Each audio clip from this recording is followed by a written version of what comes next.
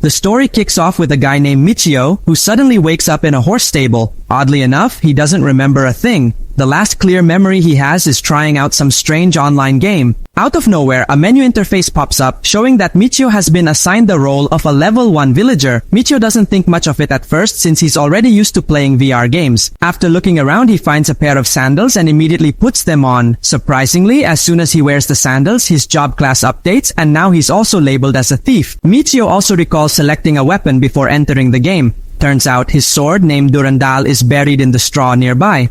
Durandal has some cool abilities too. It deals decent damage and can absorb both HP and MP whenever Michio defeats an enemy.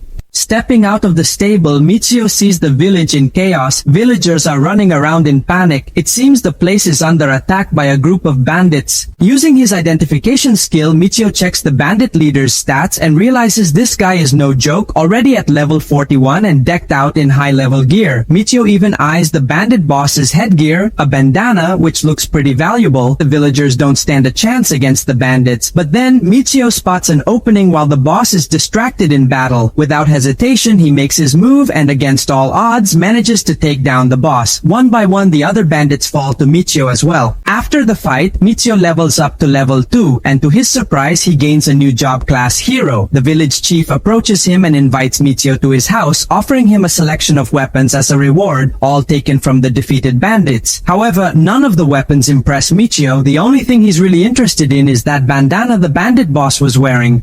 But when Michio uses his identification skill on the bandana, something seems off. It doesn't appear to be the same bandana the boss had earlier. The village chief is shocked, promising to search for the real one, and in the meantime, he tells Michio to rest. After feeling like he had experienced enough of the game, Michio decided it was time to log out. But no matter how many times he tried, the logout function just wouldn't work. He even tested every possible key warp, but nothing changed. He was stuck. Panic started to set in as Michio realized he was trapped inside the game world. Then it hit him. He remembered the game's warning, once a player starts, there's no going back. Michio's mind spiraled. If this was now his reality, then the people he fought and killed earlier weren't just NPCs, they were real. This terrifying thought shook him to the core, but after a moment, he accepted it.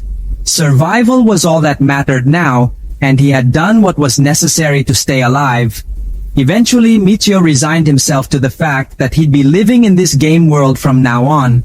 Shortly after, the village chief informed Michio that the person who had stolen the bandana had been caught. As a reward, Michio finally received the bandana he had been pursuing. The thieves, on the other hand, were set to be handed over to the city authorities as prisoners. What puzzled Michio was how the village chief changed the thief's status to that of a prisoner using an intelligence card. This card, similar to an identification system, listed a person's social standing. The chief also gave Michio the intelligence cards of the bandits he had defeated earlier, explaining that some of them had bounties and the cards could be exchanged for money. The next day, the village chief accompanied Michio to the city of Valle to exchange the cards for rewards. After checking the information, Michio discovered that 2 of the bandits had high bounties on their heads. Once he collected the money, they went to finalize the situation regarding the bandana thief.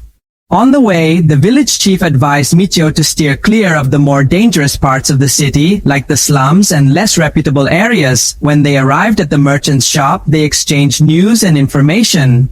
The merchant mentioned that a labyrinth had appeared recently in the city, attracting attention, and he complimented Michio on his strength, impressed by his success in defeating a bandit leader. After concluding their business and dividing the profits, Michio parted ways with the village chief. As he walked away, Michio was struck by a deep sense of isolation. In this unfamiliar world, there was no one he truly knew or could trust. He began to doubt whether he could navigate this world alone. Just as these thoughts took hold, the maid trader approached him again, offering another proposal. This time, he suggested that Michio might be interested in purchasing a female companion. Though Michio's mind raced, he worked to maintain his composure. Soon a maid entered the room to serve them drinks, and her beauty caught Michio's attention. The trader explained that she was a skilled warrior of the Wolf clan and highly recommended for labyrinth exploration. The merchant emphasized that she would be invaluable in battle and loyal to her master. Michio's thoughts wandered, but he quickly refocused on the practicalities of the offer. "How much?" he asked. When the price was revealed, Michio realized he didn't have enough funds. The trader offered him 5 days to gather the remaining money, and Michio accepted. Before leaving, Michio learned that the wolf girl's name was Roxane. Her striking presence solidified his determination to buy her. The next morning, back at the inn, Michio began considering how to earn the needed money. The fastest options, according to the trader, were hunting monsters in the labyrinth or capturing criminals with bounties.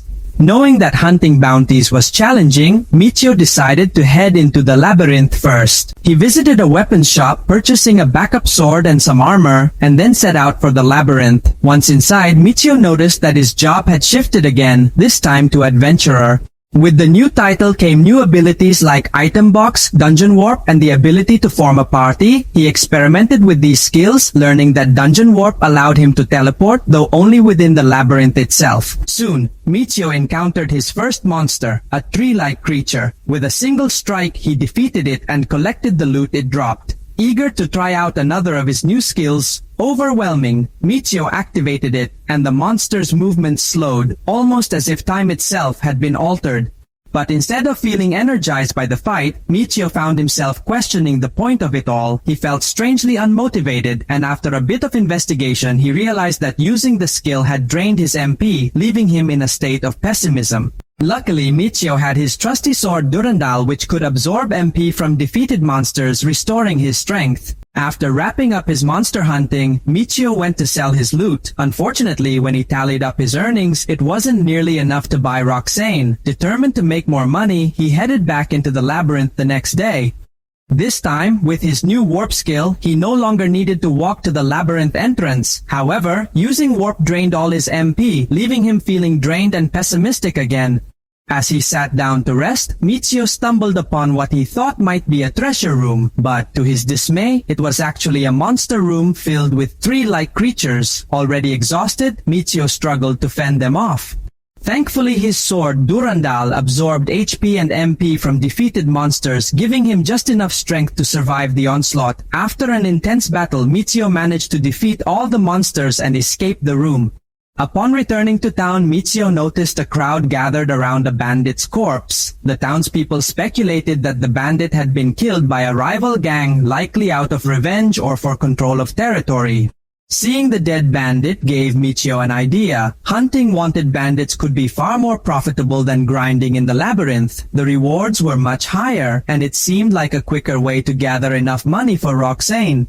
However, the challenge of hunting bandits wasn't something Michio could easily ignore. He had barely survived a group of tree monsters, so going up against organized bandits was a different level of danger. Plus, finding bandits with bounties on their heads wasn't exactly easy.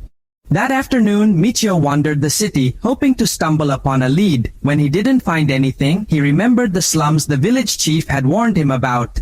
Curious, Michio ventured into the area, only to be met with nothing but beggars and vagrants. Frustrated, he returned at night to try again, this time exploring the city's darker corners. Finally, Michio spotted a bandit leaving a brothel. Quietly, he followed the man back to his hideout. As he eavesdropped on their conversation, Michio overheard the bandits talking about the one he had killed in the village. Seeing an opportunity, he approached the guard outside the hideout, showing off the bandana he'd taken from the bandit boss. Michio told the guard he was looking for information about the owner of the bandana and offered it in exchange for details. The guard agreed and invited Michio inside. But being bandits, they set a trap. Michio found himself ambushed as soon as he entered the room. Luckily for them, they had underestimated him. Michio swiftly dealt with the attackers, easily overpowering them. He then proceeded to take down the sleeping bandits inside, including their boss. Before anyone could raise the alarm, Michio escaped using his warp skill. The next day, Michio went to the knight's office to exchange the intelligence cards he had taken from the fallen bandits. Out of the 3 cards, 2 were linked to bounties, earning Michio a hefty reward.